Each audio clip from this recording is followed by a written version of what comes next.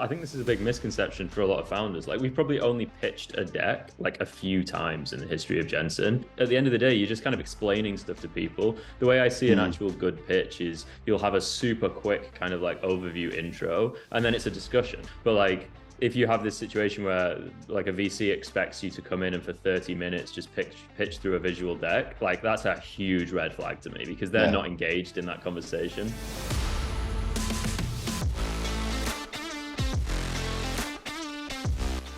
Cool. Okay. Well, we've got today Harry and Ben from Gensyn. We go a long way back on Gensyn. I've known the company since the very start of the company in 2020.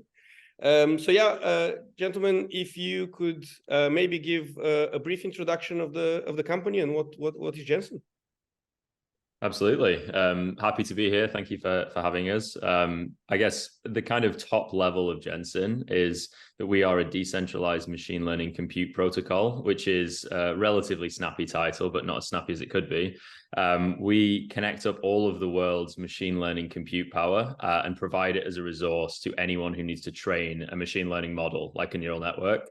So instead of using one of the major cloud providers like AWS or Google or Azure, you would use any GPU or TPU in the world provided by somebody else. And it's sort of like instant distribution for every machine learning capable piece of hardware in the world to be used for those training tasks. It's a kind of simple idea that has like an iceberg of technical complexity underneath it. And that's essentially what the kind of history of Gensyn has been so far. It's figuring out how to solve those problems. Biggest problem is trust, and that's kind of where Gensyn's been focused on solving the verification problem for machine learning compute. So how do I know if I'm sending a task out to a random GPU or TPU in the world, how do I know that's been done correctly? And that's what principally Gensyn solves as a protocol. So we're a protocol in the kind of Web3 sense, but also in the Web1 sense. We are just a kind of layer that connects up all of this compute. Maybe it looks a little bit like TCP/IP from the Web1 kind of idea, where it's just sort of routing all of the information that goes on with machine learning training. And then from the Web3 sense, it uses the consensus of a group of people to solve disputes about that computation. So if you disagree that the computation has been done correctly, you can kind of use the wisdom of everyone through a consensus mechanism to determine whether it has been done correctly without having to kind of offload that thinking to a trusted third party, which is what you'd always have to do in the kind of traditional world. And that's like a huge enabling technology essentially to solve this problem.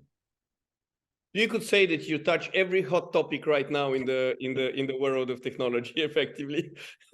We do, yes. It's been an interesting journey with that because we see the kind of rise and fall as we go. We've been doing this for quite a long time now. We've been going for 3.5 years. We've been specifically focused on this problem for more than 2.5 years. And obviously in that time, various bits of what we do have been more popular and less popular, and it's just interesting to see the sort of like the searchlight occasionally pass over us and say, hey, what you do in this area is now suddenly kind of like really interesting to the world. And it's a bit bewildering to us each time because it doesn't change for us. It's just like the thing that we do, and then every so often suddenly it's quite interesting. It's nice to see though, obviously.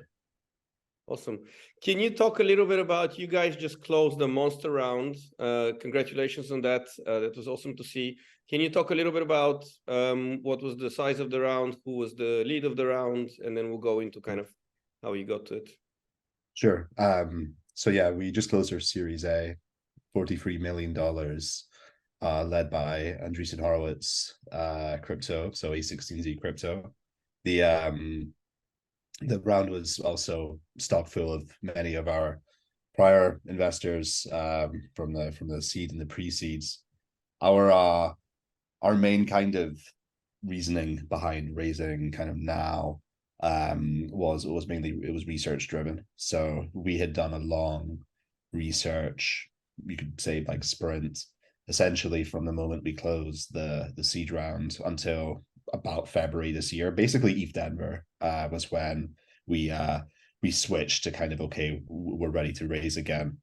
It happened that coincided with essentially one of the greatest events in the history of artificial intelligence, which was the proliferation of ChatGPT, and also the kind of tailwinds from some of the generative image models of the previous year, like Stable Diffusion.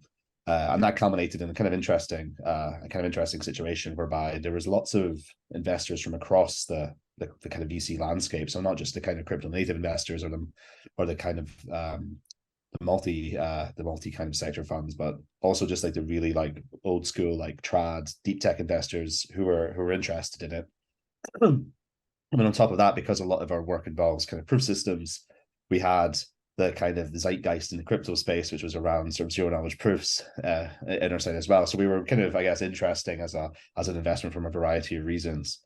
With Andreessen, we've been speaking to them for a long time, probably at that point about 18 months. And the kind of thesis for picking them was twofold to lead the round. The first was we'd actually been working with them indirectly through one of their cryptographers who was working with our team to develop or to at least provide some guidance on a polynomial interactive oracle proof system, which helped secure the network.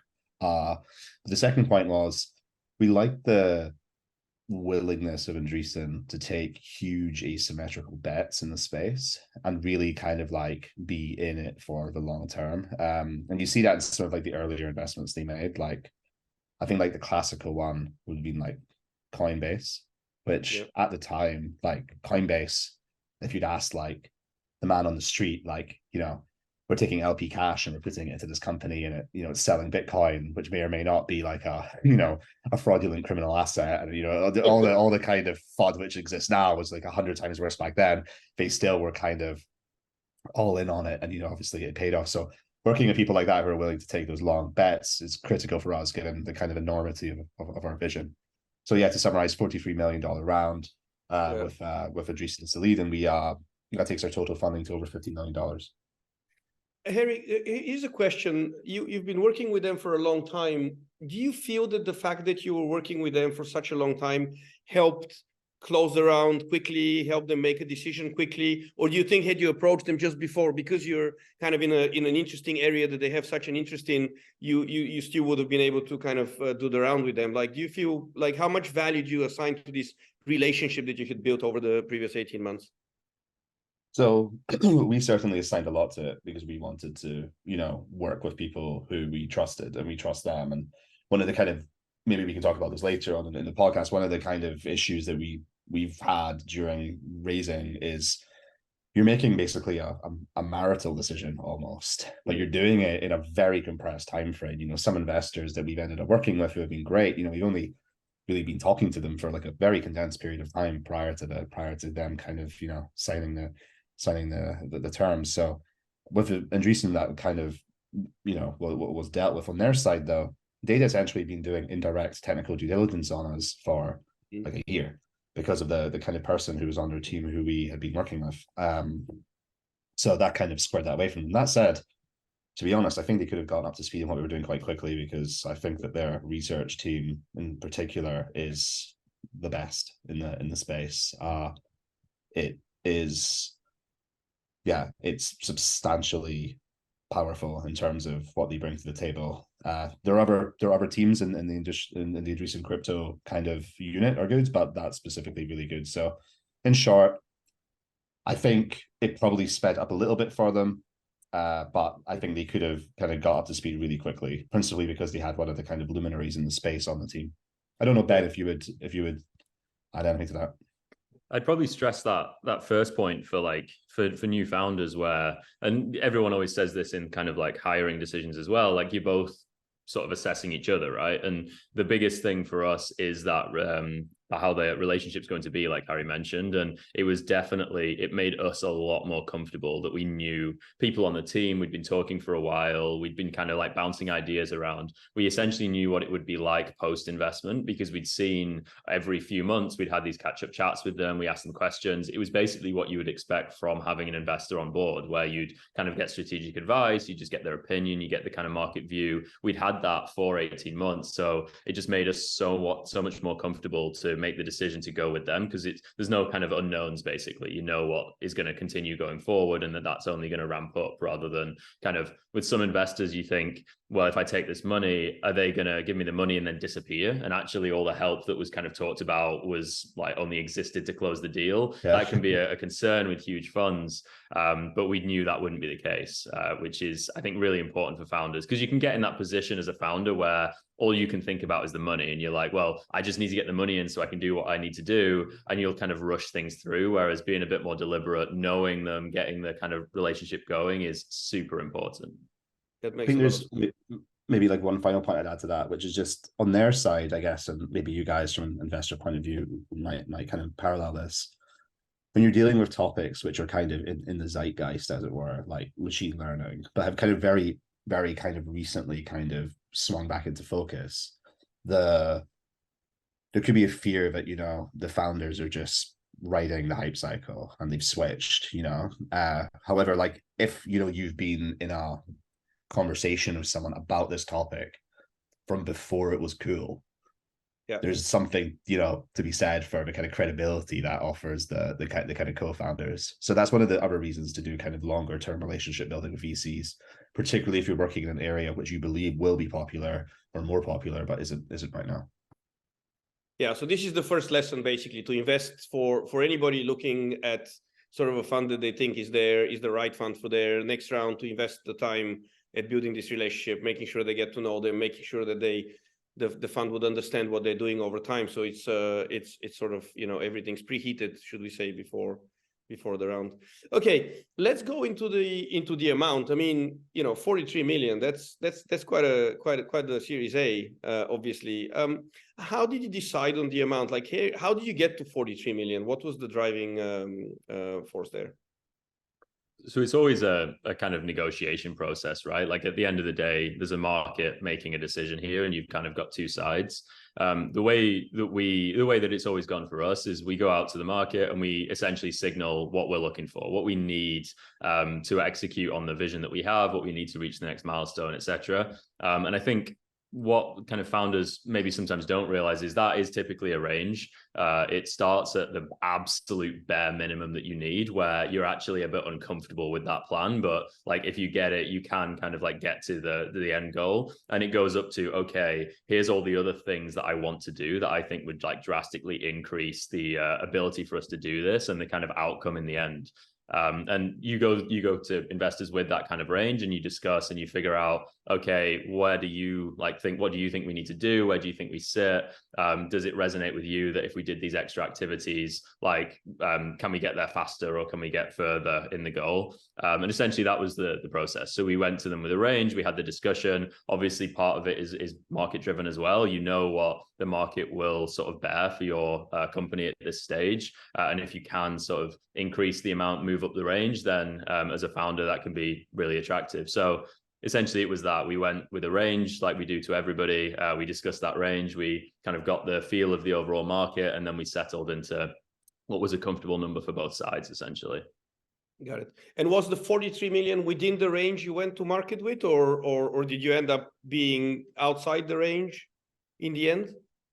It was slightly larger than the original range that we'd envisioned. So we'd sort of set out a range where it had stretch goals to an extent, but they weren't necessarily as much stretch goals as they were, okay, we actually really want to do these things. And we communicated that quite strongly to every investor. It was like, well, actually, we really want to do these kind of other things, but there is a bare minimum, but it's kind of like bare minimum levels. And that's just the way that you gauge the market. Obviously, what we saw was in discussions with investors, in discussions with Andreessen themselves, there were a few things that like even came from their side of like, could you do this? Like, is this a something that Gensyn could do over the next 12 to 18 months? And we think, yes, it is, but like, obviously more cash would enable us to do those things. So it's a bit of a kind of back and forth where you're figuring out, okay, from your perspective, what are the like actions we could take? And then we sort of merge all those actions together and say, what do we need in order to execute on that? And that was where it shook out. And obviously you can't ignore the fact that kind of like market plays a role, right? Like we know kind of what we're worth once we've had a lot of those conversations, and it would be sort of remiss as a founder to kind of come in under your worth. Essentially, it's detrimental for the business over the long term. So there's a sort of settling negotiation and like discussion process as to how much capital you can actually deploy, and what actions it lets you do, and then kind of what the market will bear right now. So it sounds like a pretty collaborative approach, really, from what I'm hearing.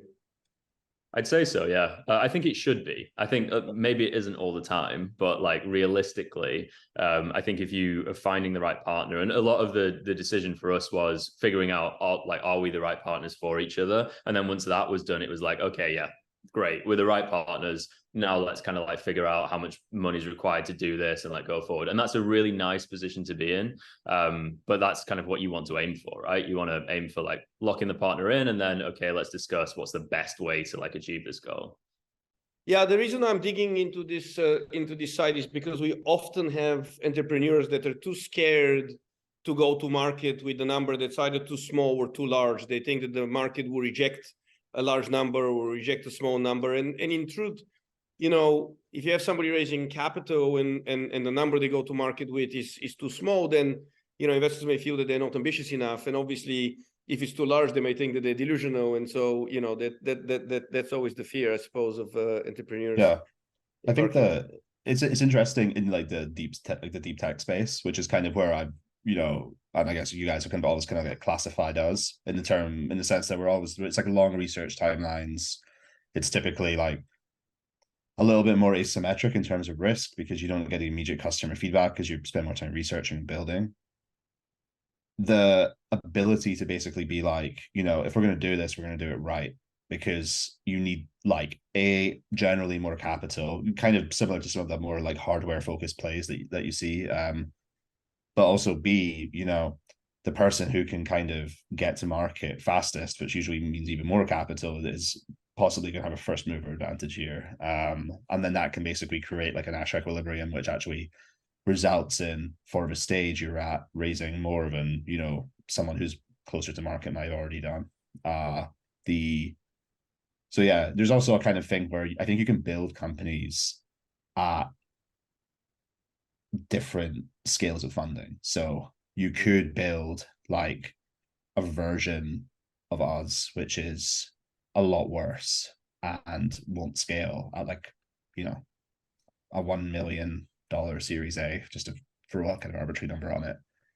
But then at like a $43 million Series A, you build a much more durable version which works. So it's just about working out where that kind of, you know, level lies. And as Ben alluded to, part of that's just the market and the market demand for it. I think we're in the machine learning space, you know, prior to discovering crypto, you know, myself on the applied side and Ben more in the theoretical PhD side. And we saw this stuff in the mid 2010s and knew it was coming.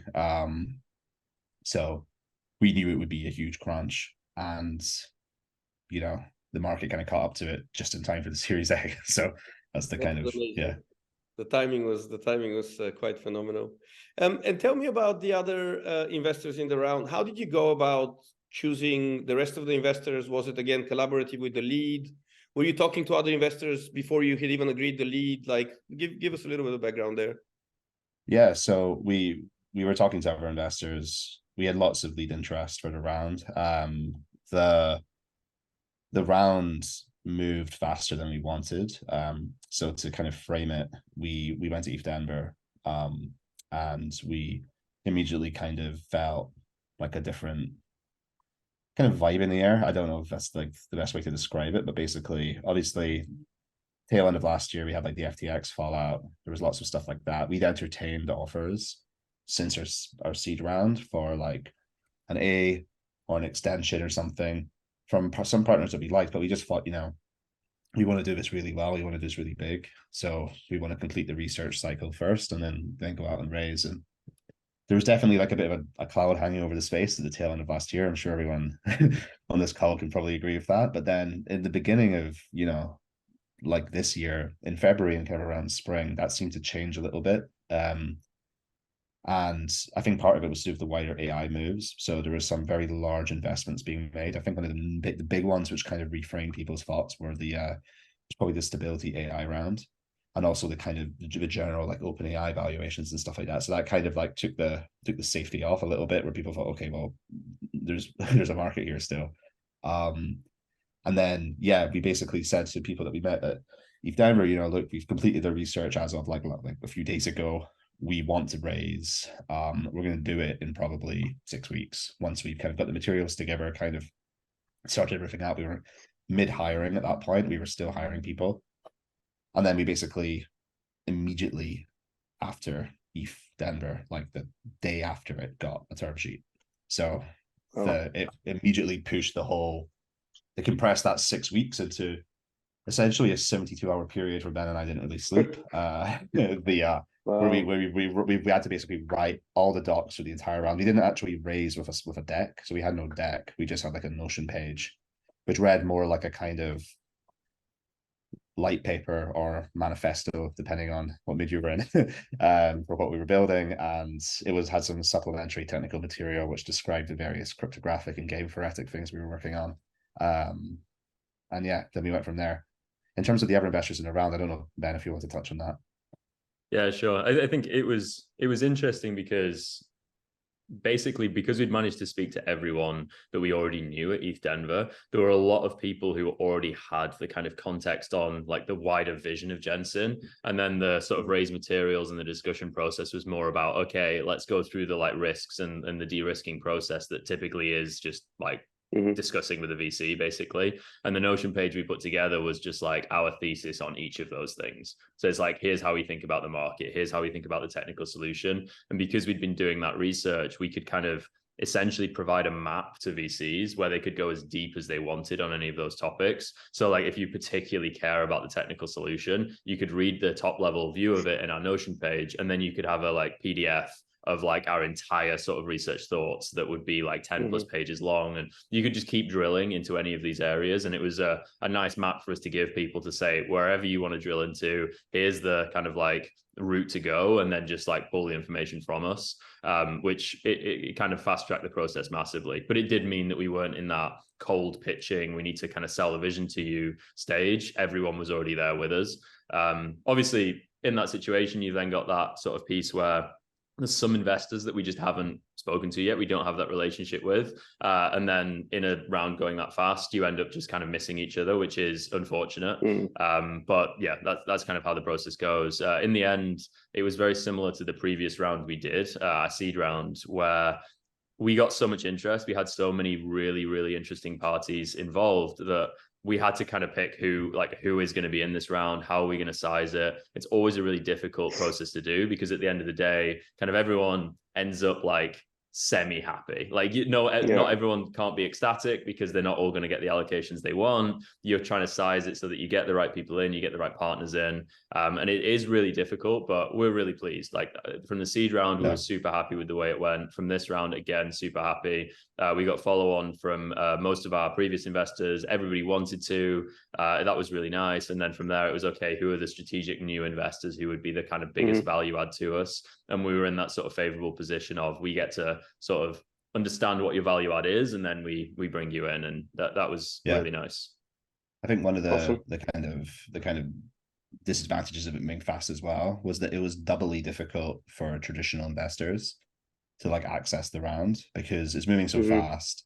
Traditional investors, they have like I guess like when you're building in crypto, there's sometimes a bit of like a allergic sort of feel towards them, like they maybe don't have experience running network nodes, or we need to be they don't really understand like the token and stuff like that. There's definitely some large non-crypto like multi-stage funds that we enormously respect, and there's also some for lack of a better word, just deep tech funds that we really respect, who are basically working in the area we're working in, just without the kind of the crypto protocol component. And that the speed of the round just made it kind of hard to connect with them, because there was just this extra kind of, well, what about the kind of crypto piece to it, which does complicate things. So I think that's one of the other things that the compressed timelines didn't make easier. What do you think the Notion doc instead of a deck is an interesting point, because I've seen a couple of companies recently raise on a Notion point, and sometimes no, a Notion doc. Sometimes it links to a deck, and other times it doesn't. What is your view on decks? I mean, like they seem to be a pretty inefficient way of relaying information, and it's like if I'm going to be talking and doing a presentation, and this just guides my thoughts, maybe they work well, but you got into a world where you send the deck to an investor, and they need to decide whether they want to take a call with you based on this document, which is pretty inefficient in relaying information. What are your thoughts there? Do you think that we should be raising with decks, or do you think sort of a good document like a Notion document is a more sensible approach? Yeah, it's a good question. I think ultimately they serve slightly different purposes.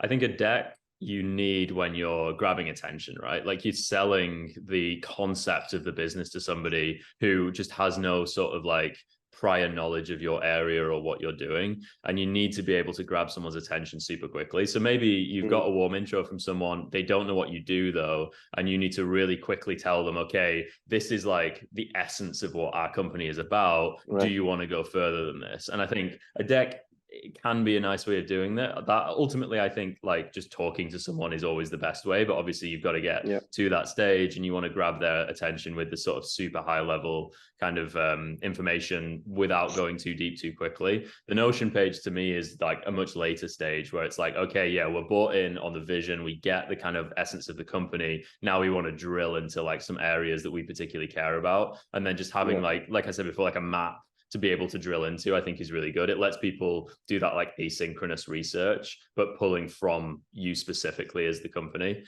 So yeah, I would see them as different stages. And I think earlier on in the funding life cycle of a company, like the pre-seed and seed, you're typically more in the, okay, I have to grab people's attention stage because nobody knows who you are. Later on, when you've been building relationships for a while, the people that you're talking to for each round probably have that context. Like you're not really hitting them with a deck. Maybe you'd have a deck with, okay, this is what we want to do next and milestones, but you could just as realistically have that in a deeper piece of information because they're already sort of bought in and willing to spend that time, rather than the other stage where VCs are like, okay, I want to as quickly as possible decide whether I want to spend time on this or not. I think that decks are visual narratives and Notion pages are more kind of verbal narratives. So if you are like pitching someone, like obviously pitching someone out of a Notion page is probably inferior to having like a very nice, like visually kind of consistent and appealing deck. But the Notion gives you the ability to kind of make it almost read more like a story, which was, I think, kind of how we framed it, where you start with the kind of the promise of, the next 20 to 30 years, if we do go all in on permissionless, ultra high scale machine learning, and then you work back from there. And I think it can be like it ended up being quite a long read to be honest, but it was very expansive and also instructive on all the, as Ben said, all the kind of questions that people had, which you just can't really do meaningfully in a deck which is meant for pitching. I think just on the pitching a deck point as well, like we've probably only, I think this is a big misconception for a lot of founders. Like we've probably only pitched a deck like a few times in the history of Gensyn. We typically don't really have a call and like pitch through a deck because it at the end of the day, you're just kind of explaining stuff to people. The way I see an actual good pitch is you'll have a super quick kind of like overview intro, and then it's a discussion. It's like a back and forth question answering, like that's how you drill through the information. But like, if you have this situation where like a VC expects you to come in and for 30 minutes just pitch through a visual deck, like that's a huge red flag to me because they're not engaged in that conversation. I'll tell you the secret of when they ask you to pitch through the deck is when they're unprepared and they haven't read the deck before the call. So they'll join and they'll be like, shit, I didn't read the deck. Can you pitch through the deck? Because, that's going to give them, I mean, that's one of the bad behaviors that we see from investors who come to calls unprepared. There's probably an interesting correlation there between super early stage founders though, because if you think about like the earliest part of the market, Ben and I, we came from the Entrepreneur First Accelerator in London, and the EF ecosystem is fantastic. It's got some of the best investors in the world. It's where we first met you, Ivilo, but like it's very high volume, right? To like, compared to like the later stages of the market where there's just fewer deals. So the kind of time that you could reasonably expect an investor to invest in every single company coming out of every single cohort of every single accelerator, you know, in the world is a lot lower. And maybe it kind of forces the preferred mode of communications, and A, being more visual, and B, being more kind of less verbose. Yeah, that makes sense. So did the round end up being oversubscribed then in the end when you kind of put everything, put the composition together? Yeah, I think basically since the past two rounds for Gensyn have been heavily oversubscribed. Just obviously the market that we exist in, I think the investors that we have on board, like each time we get a lot of interest. And that's what makes that difficulty of like who is in the round, and how do you pick the people, how do you size the tickets and things. But yeah, this most recent round, obviously, as soon as you get a name like Andreessen Horowitz leading a round, then everybody wants to be in that round. So oversubscription just becomes this like default of the vast majority of people you speak to want to be in this round at this point. Like the pitch is strong, like we kind of know a lot of people already, everyone wants to get in, and yeah, it just becomes this number just going up and going up and going up to the point where you stop really even thinking about how oversubscribed it is, because you're actually thinking about who should be in this and what's the right size for it. So yeah, it's obviously a kind of a bit of a sort of champagne problem, but it is like a difficult thing to work but through. It's stressful, right? I mean, it's actually, as much as it is a champagne problem, it's a very stressful thing for founders, because like a lot of these people, you know, you like them, they're good, but you have to make the hard decisions, you know. So, you know, how did you take the decisions on who to cut out and who to keep in the fund? Is there anything that you could suggest as a advice to people that are going through the same? So I think at the meta level, just like, was there a process? It was case by case, to be frank. There, we didn't kind of have like a kind of criteria, a strict criteria. I think the most important thing, like if you had to order them, like the top three things, the first one would just be gut feeling. Like you can talk about vision alignment, you can talk about, you know, other things, but frankly, like if you just get like a bad feeling from someone, it's probably not worth doing. And that can put founders in like really tough situations where, you know, what if the bad feeling you're getting is from the person who wants to lead you around? You know, like it can be quite like a sticky situation to be in. But I think you should generally trust your gut. The second one is actually doing like founder reference checks, which is something that I think is very like strangely like rarely done by founders. A lot of founders that we know, like they don't do it enough. You can do it kind of more informally through talking to other founders, and obviously that becomes like a problem which gets easier to scale, because the more founders you have, with investors, so like the more investors you have in your cap table, the easier it is to kind of DD other investors. And then eventually you basically have all the kind of edges of the graph like worked out, because you've mapped the whole space. But yeah, doing founder checks is really worth doing in portfolio companies. Talking about founder checks, did you ask the investors to connect you with founders that they choose to connect you, or did you look up their portfolio and reach out directly to the founders? Because there's always this question, you know, if I ask the investor, they connect me to the founders they have the best relationship with, and maybe that's not the most honest thing to do. But if you do it behind their back, if you will, or whatever, then it kind of looks like you're snooping around. Like, how did you approach it?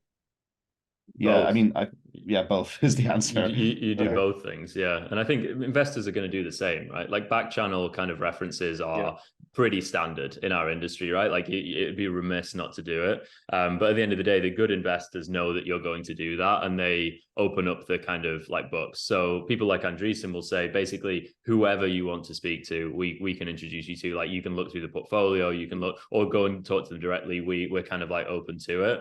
I've never sort of seen this situation where I think an investor is only trying to put like the best people forward. I think most of the industry understands that we operate on like long-term relationships here, and reputation is like essential. I think some kind of newer funds can underestimate how important reputation is, but like the vast majority of the industry, when people have been around for a while, they understand that like that's really important. I'd say as a kind of deeper kind of side point to that, if you have a shared if there's a portfolio which shares one of your original investors and the new investor, that company's usually one of the best ones to talk to, because it controls a bit for the noise, because A, they probably look a bit more like you, or at least the founders have qualities that were as investable, you know, as they were in you when the investor did it. But B, they have like the ability to give you like an actual like reference point, because they could say like, well, you know, the GP at fund A, which we both share, is the most similar to the GP at fund B who you're talking to. And then, you know, otherwise because it can become a bit abstract after a while, like if you don't have reference points in the space. No, that's very sensible. I think that actually makes a lot of sense. That definitely makes a lot of sense. Okay, so who were the most helpful people, companies during the fundraise? Like, who would you say that you know, you had the best experience on kind of being responsive, helpful? Was it early investors, or where would you place that? I think the early investors, it depends on the stage that people invested in, and we've seen with the investors on our cap table, like people will be useful at different stages, and not just in the kind of linear sense of like early investors are useful at the early stage and later investors are useful at the later stage. You just see that certain people, certain individuals and certain funds will just have good insights at almost like random points in the company's life cycle. We've seen that randomness more with angels, I think, where you can get an angel, you get sort of a handful of angels in at the earliest stage of the company. Some of those angels will be massively beneficial for the first 6 months, and then you probably won't really talk again because you've used their benefit. Some of them you won't really talk to for 12 to 18 months, and then suddenly in 18 months time, when you're doing this next round, they'll say, oh, I know these people, like here's like I can introduce you, I can kind of like talk you through this stuff. We definitely saw that where different people sort of came out and said, hey, I can be helpful here, I can guide you, or I can do introductions or whatever. I think the most important sort of takeaway for us with that is to basically just keep everyone on the cap table's context as high as you can, just so that you know that they can come out and actually give that help when they know it's required, essentially. So just keeping up with all of your investors, making sure they've all got like as most up-to-date context as possible is super useful. And then outside of that, there's a lot of people in the kind of like another step away network that are super useful. So there were, like Harry mentioned, like getting the back channel references definitely helpful, but also just people who've been through this before who are like, okay, I've raised from that VC, maybe I've like exited since then, I'm in a job now, but I can talk you through the process and how it went with them and things like that. So there was quite a few people in our orbit that we just talked to about what was going on and just got kind of advice on it, and it was really helpful. I think it just shows that whole kind of like building up lots of relationships that you don't really know. Maybe it's not useful right now, but it will be useful in the future. And we've seen that play out like a lot at each stage. Got it.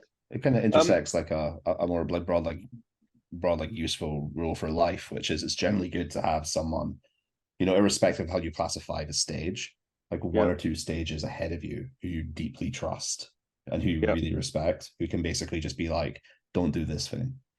And, you know, sometimes it's the things that you don't do that end up being best advice. No, of course. Yeah, absolutely.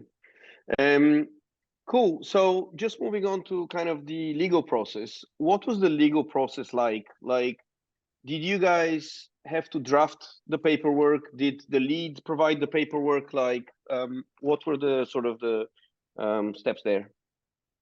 Yeah, so in this instance, so we drafted the paperwork, and then we went back and forth on terms and things, and on all the sort of drafting points. I think each time we do this, it's always longer than you want it to be, because both sides by that point have like decided it's happening, like you bought in, you're basically acting as if it's already been done in your relationship with people. And then behind the scenes, there's just this ongoing back and forth with lawyers where it's like, oh, well, we need to redraft this clause. And then that takes like a week of back and forth. And it always drags on more than you'd want it to. But I think at the end of the day, it's a process that like covers both sides. It's a weird process because it looks into like every area of things that could happen in like 10 to 20 years of the business, which can be a bit weird to think about because you end up discussing an edge case that's like nobody thinks will happen, but you need to have something written down somewhere where if it did happen, both sides are relatively happy with what would happen in that instance. And that's such just an annoying thing to do, but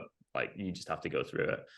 So yeah, we've kind of been through it a few times now. It's an annoying process, but it just takes time and isn't typically too.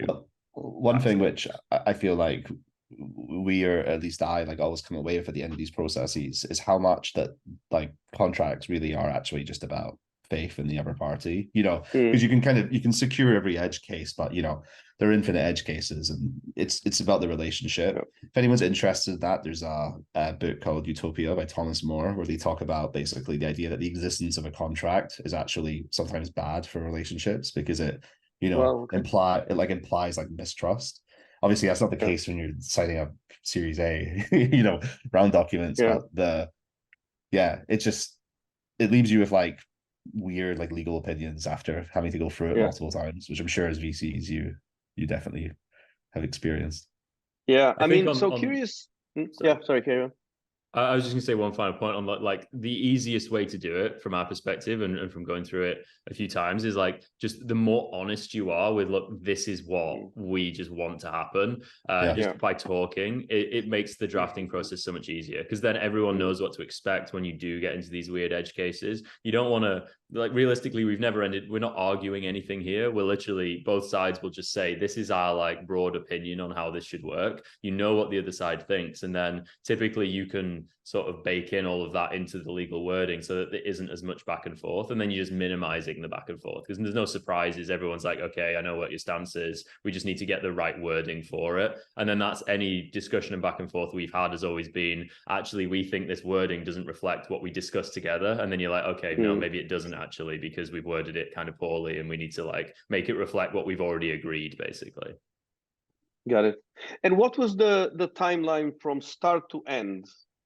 From starting the process to actually having the money in the bank and everything being squared away overall? Overall, probably three months, I think. Maybe a little bit longer. It was the process of actually getting things agreed and sort of being like, yes, this is happening. And like Harry said, because so much of it is kind of like faith and relationship based, once you're at that stage, if you trust the partners, you're like, yes, this is happening. Like, whatever happens, we just have to go through this process. That was pretty quick. That was in a matter of weeks. And then it was the time to set up the legals and things, and then obviously time to sort bank accounts and being able to receive the funds. So there was no sort of like requirement to rush from either side. Like, we have capital from our previous raises. We weren't in a dire position. We didn't need to bring the capital on instantly. So it was more of a just, okay, we'll get this administrative stuff out of the way. Like, we don't need to like rush it through. At the same time, we'll start working together and we'll just start executing on the plan we've agreed. It probably dragged out just because it wasn't as high a priority for either side, really.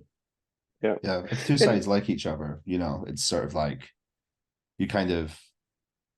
it's almost like just like a instead of it being like a binary like 0 or 1, it's just like a kind of float. It's like a probability which is just slowly increased over time, and then it reaches like 99.99%, and you're like, all right, well, it's just kind of formality now. It's just kind of makes sense. What would you say, and I think this would probably summarize some of the points before, but what would you say were the most challenging parts of this whole process for you? In terms of the wider like market, you know, talking to different VCs, I think it would be having to turn down more traditional VCs that we hadn't spoken enough to, but we highly respected. That was the like weird one, because it puts you in this strange situation where you're like, well, I actually respect the fund. I've known about them for like years, and we're talking to them, and it just, the stars aren't aligned for various reasons right now. So that's tough, I think. Like this again, like as Ben said, it's like a champagne problem. Okay. But like it's, a much tougher situation would be having no investors at all to even speak to. But like basically having to make decisions about not taking money can be as hard as like, the other side. Yeah, I know, of course. I mean, I think that's what I was saying earlier. That is, it sounds like a champagne problem, but it is very stressful at the time when you're dealing with it. It's a different type. It's a different type of stress, I'd say. Like, it's kind of you, because Ben and I, we started from like obviously like essentially zero, like on the accelerator where we got the kind of accelerator funding, and then you kind of go out, and remember in our first kind of round we spoke to over 100 investors, and the type of stress you deal with it's a different genre of stress, I think. And then Mm-hmm. yeah, it's yeah. Yeah. My last question here would be, what was there any behavior that you saw from investors that you didn't particularly think was right? I mean, I'm asking this question more in the sense that, you know, if you were to give feedback to the investment community, what would you say that you noticed during this process that you thought that maybe that wasn't really called for and shouldn't be done? So I think in terms of the investors that we spent the most time with, if we look at it like in terms of minutes spent, the vast Mm-hmm. majority of the minutes spent were with investors who were fantastic. And I think like a number of the investors on our cap table and Andreessen in particular were really good. And Andreessen did like a reverse pitch for us, which is something they do for their new kind of investments, where they get everyone in every team in Andreessen Crypto to pitch you, which is interesting. But outside of that, like in the wider market, we definitely came across some like bad actors. The two things which kind of come to mind, without naming names, would be people who try and basically emotionally, I don't like the word manipulate, but basically put you in a situation where the decision becomes less of like a business decision and more like an emotional decision. Mm-hmm. So someone saying like, if you don't let us invest or you don't let me invest, I might lose my job. Like that was something that we heard in the round. Like Right. in a like serious, like not like a joke. Like it's like the person's like, I'm gonna lose my job. And Wow. that's like immediately every red flag you can imagine, like just run for the hills. But also kind of puts you in, you're in the middle of a fundraise, as all the stuff we've already been talking about in this process, you're dealing with. And then on top of that, now you're worried about making this person lose their job. It can just be like a little bit uncalled for. Yeah. I mean, the second point I would say would be investors who have made bets in spaces in companies which are basically too close to home, who maybe don't Mm. have the intention of actually investing, but are really just DDing you for information. I think like there's a part of that which is like fair game in the sense that you go out to the market, you're kind of flying a Mm. flag, like people look at you and they go, okay, right, that's fine, and whatever. But like it gets to a point where it's a bit like, you know, the information you're talking about essentially like kind of confidential, and Yeah. the honorable thing to do would be to not engage on the information. Yeah. So yeah. That is horrible behavior, to be honest. I've seen it many times. I've seen it in conversations where competitive investments are not disclosed upfront. You know, that is completely horrible. I think I'd just add one thing that we didn't see this round, but we've seen a lot in the past, and I think it happens a lot more at early rounds. And it's something that founders, it's really hard for like a first time founder to deal with, which is investors just aren't incentivized to say no to you, and they won't Mm. say no to you because the incentive from their side is to potentially invest in you in the future. If you haven't Yeah. de-risked the investment enough for them right now, and they don't think anyone else is going to take it, then the kind of the best like action for them is to just sort of keep you on ice.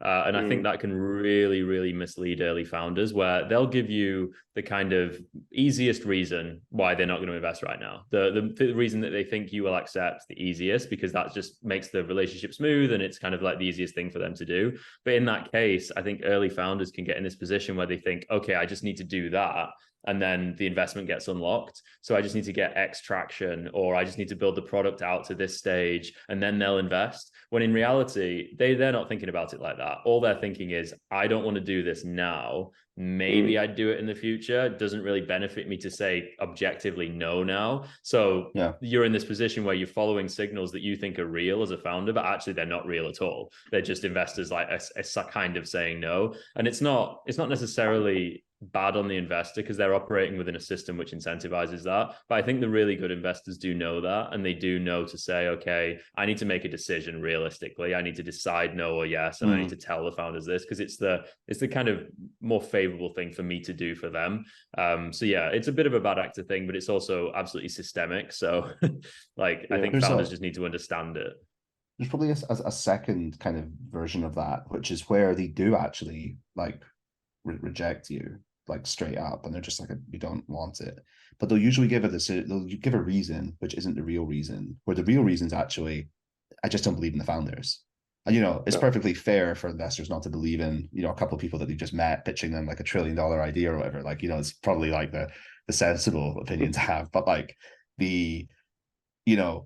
advice they do give, as Ben said, when you talk about like, oh well, if you hit these milestones, let's talk again, and it's kind of fake met, is not a real reflection of what they actually believe. They could say, well, we don't think that this vertical is suitable for us right now, or they could say something which isn't the real answer, and then that, basically, whenever an investor's rejected us, I've always asked, like, are they just rejecting like us as people, as opposed to the other reasons they might give? And having that critical eye, I think, can be helpful, and it can avoid you kind of chasing after things which are irrelevant.